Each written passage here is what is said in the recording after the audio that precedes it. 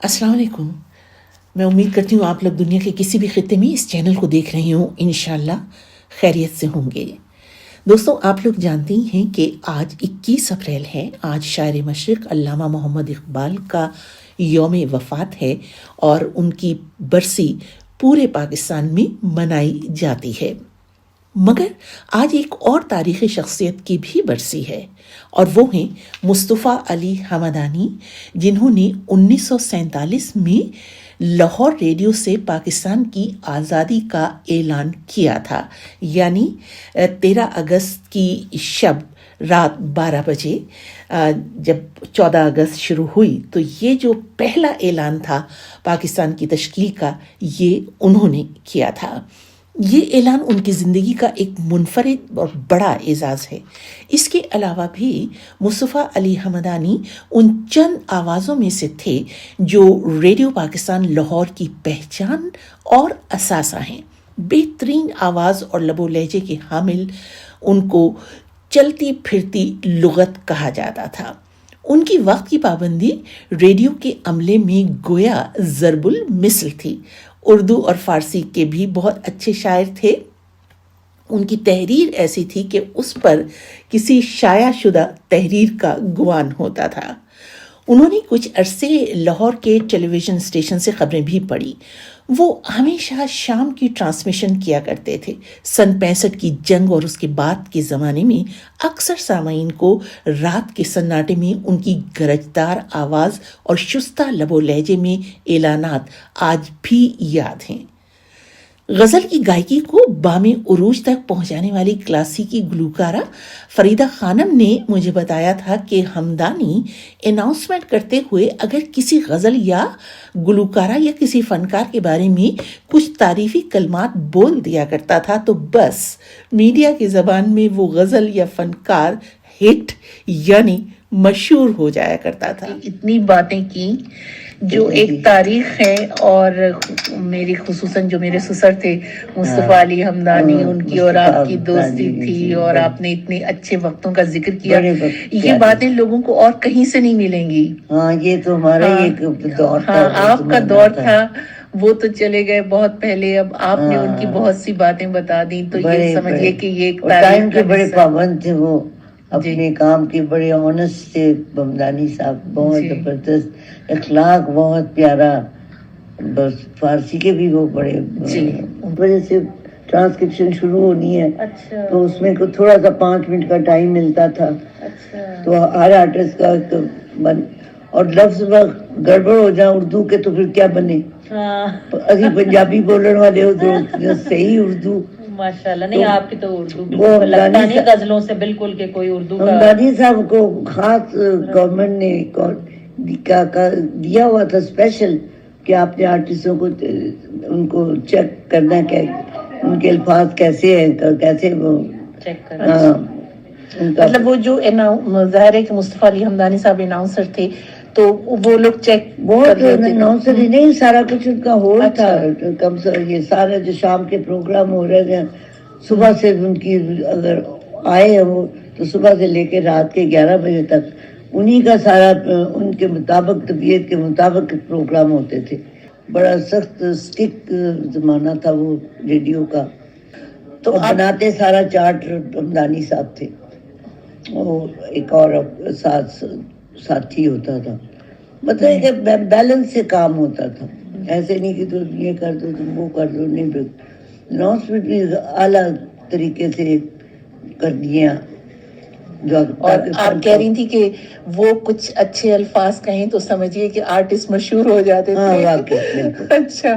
उनके अल्फाज कहे हुए समझिए वो उन्होंने पत्थर पे लकीर है कुछ कह दिया रेडियो पे ऑन एयर, तो बस वही आर्टिस्ट बन जाता था।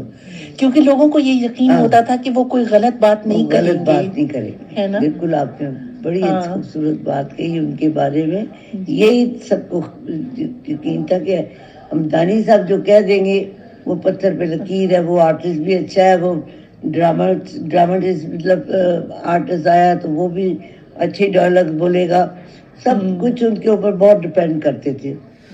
اردو لب و لہجے اور تلفظ کے بارے میں ان کی کچھ ریکارڈنگز اسلام آباد اسٹیشن کے آرکائیو میں محفوظ ہیں۔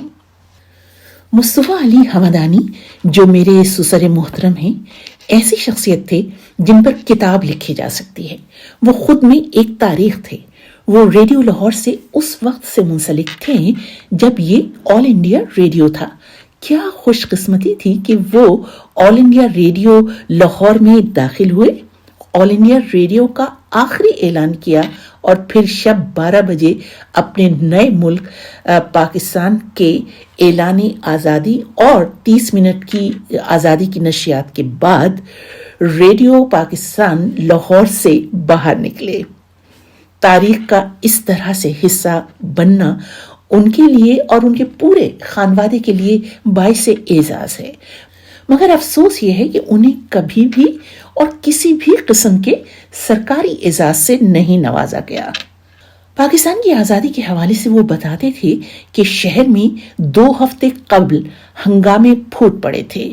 ان تاریخی شب و روز کا احوال انہی کی آواز میں سنیے۔ جن روح فرسا اور جان گسل حالات میں پاکستان معرض وجود میں آیا، ریڈیو پاکستان کا قیام اور اس کی ابتدا بھی ویسے ہی حالات میں ہوئی۔ بے سر و سامانی اور پریشانی کا یہ عالم تھا کہ دفتر کا عملہ بھی ناکافی تھا۔ شہر لاہور آگ کے شعلوں کی لپیٹ میں تھا۔ کرفیو کا نفاذ معمول بن چکا تھا۔ بموں کے دھماکے اور گولیوں کی آواز سے کانوں کے پردے پھٹے جا رہے تھے۔ بجلی اور پانی کا نظام درہم و برہم ہو چکا تھا۔ بازار اور سڑکیں سنسان اور ویران تھیں۔ ریڈیو کے معدود چند مسلمان کارکن ہفتے عشرے سے ریڈیو کی عمارت میں مقید تھے۔ گھر والے ہمارے حالات سے بے خبر تھے اور ہم گھر والوں کی خیر خبر معلوم کرنے کے لیے بے تاب و بے قرار تھے۔ بازار اور دکانوں کے بند ہونے کے باعث راشن تک دستیاب نہ تھا۔ کینٹین سے چائے بسحد مشکل ملتی تھی۔ نوبت فاقوں تک پہنچ چکی تھی۔ ہم لوگوں کے پاس پھوٹی کوڑی تک باقی نہ تھی۔ یہ حالت دیکھ کر اسٹیشن ڈائریکٹر احمد سلمان نے اپنی گنت سے ہمیں 100 روپیہ عنایت کیا۔ آٹا، دال، گھی وغیرہ حاصل کرنے کے بعد کینٹین سے 2 وقت کا کھانا ملنے لگا۔ لوگوں کی جان میں جان آئی۔ اب وہ ساعت قریب آ رہی تھی جس کے لیے ملت اسلامیہ برسوں سے چشم برآں تھی، مگر ساتھ ہی یہ افواہ بھی زوروں پر تھی کہ لاہور پاکستان کے حصے میں نہیں آ رہا۔ میں بھی اپنے دوسرے ساتھیوں کی طرح کئی روز سے ریڈیو کی عمارت میں مقیم تھا۔ خدا خدا کر کے 13 اگست سن 47 کا دن طلوع ہوا۔ شام کی مجلس حسب سابق آل انڈیا ریڈیو کے لاہور مرکز کی حیثیت سے شروع ہوئی۔ 13 اور 14 اگست کی درمیانی رات کو 12 بجے ریڈیو پاکستان کی بسم اللہ ہونے والی تھی۔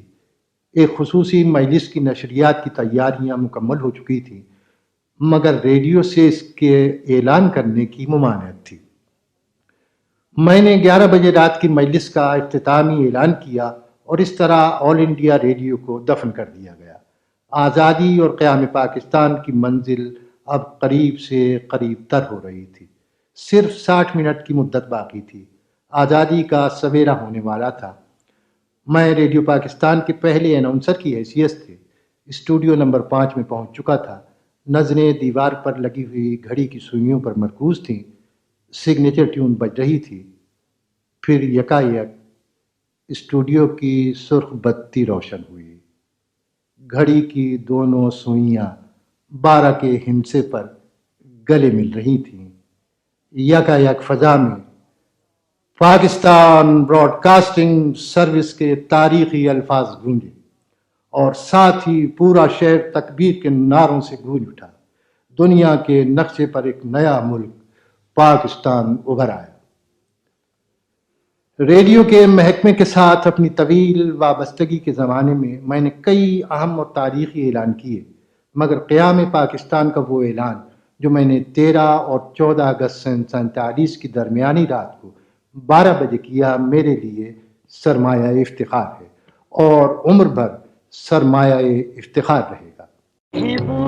وطن میرے نتے آباد رہے، شاداب چمن تیرے